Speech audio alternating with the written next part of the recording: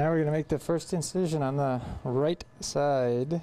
Dr. Gavin Dry is no stranger to TV cameras. He welcomed KOMO News into his practice for a 2009 story about his staff tweeting details during surgeries, which he called educational. This is not a gimmick. There's a variety of different techniques. He's appeared several times as a medical expert on another station's midday program. Dr. Dry? But when I asked about his recent drug investigation... Hi, Doctor. I'm Tracy Vetter with KOMO TV. We wanted to talk with you a little bit about your drug history. Oh, no comment, thank you. He wasn't interested.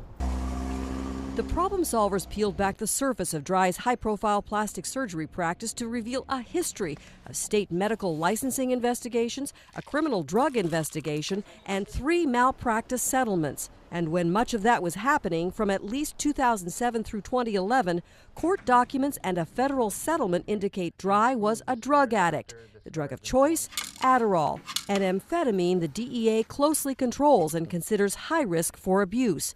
By 2012, Bellevue police were hot on Dry's tail. We then learned that it was in fact Mr. Dry that was issuing these fraudulent prescriptions. Detectives checked pharmacies around Dry's Bellevue home, and according to police reports obtained by the problem solvers, they found at least 265 fake prescriptions allegedly written by Dry, adding up to thousands of pills. Well, at this point, what we believe is that he was using it for himself, and that he had a problem with this particular drug. Your Honor, he's waived that right as pertains in Dry's 2012 divorce, his attorney admitted the drug use. Your Honor, he's not denying that he used tramadol or Adderall. Court and investigative records show Dry went to rehab twice to treat his addiction. And since 2012, Dry has been successfully monitored by a physician's health program, which includes random urinalysis tests to ensure a doctor isn't still using.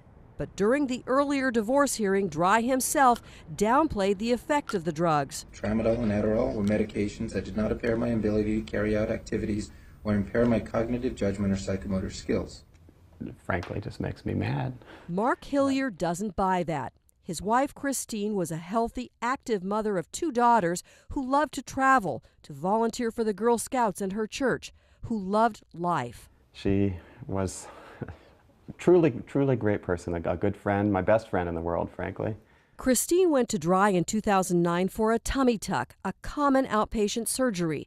6 days after surgery, Hillier rushed Christine to the ER. She's breathing really laboredly, and about 5 minutes into that drive, she says, "I've gone blind. I can't see a thing." 8 days after surgery, Christine died from a rare surgical complication. The Hilliers had no idea that Bellevue police and the DEA say that during this time period, Dry was using drugs he'd obtained by writing fake prescriptions. It's just, it makes me very angry. The problem solvers used public records laws to discover that the Medical Quality Assurance Commission, MQAC, has investigated Dry 8 times. None so far has led to any sanctions against Dry's license. But in our review, we found a 2004 complaint alleging Dry was self-prescribing Ritalin, another stimulant like Adderall that the DEA controls closely because it has a high potential for abuse.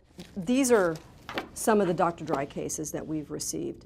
The problem solvers asked MQAC why they closed the drug case without ever questioning anyone in his office and without tracking down the patients for whom he was allegedly prescribing. The friend and the child were overseas at the time, and we according couldn't to contact. Dr. Dry. Yes, according to Dr. Dry. According to the person being investigated. Right. I think the expectation of Attorney Todd Gardner won $1 million settlement against Dry on behalf of Hillier and his 2 daughters. Betrayal and abandonment. He also represents a woman who claims Dry left her to deal with severe surgical complications in late 2011 when he went into drug rehab. When you're talking about drug abuse by the people we trust the most, it's a scary thing. Dry just settled that case in September. It's his 3rd major malpractice settlement. It's another challenge. The commission says it knew about the drug use when they examined Christine Hillier's death, but its investigation never questioned anyone about that and ruled that Dr. Dry did nothing wrong. So we went back and got MQAC Policy Director Mike Farrell says they must have clear and convincing evidence to act. If we don't have it, we can't act. If you don't look, you can't find it. Well, we look. We look. But because the state has cleared Dr. Dry, when we looked up his license on the Department of Health's provider search, none of the 8 investigations, which includes 3 malpractice settlements, none of that shows up on the state website. And I find that amazing and appalling. You're putting people's lives at risk. At the time of the Hillier malpractice settlement, Dry's drug investigation was not public. In that separate case, though Dry did not admit legal fault, he did reach a civil settlement with the U.S. Attorney's Office and paid a $125,000 fine. MQAC told me it didn't know the drug case had been settled until we notified them. So MQAC has now reopened its investigation with a ruling expected soon. Tracy Vetter, KOMO 4 Problem Solvers.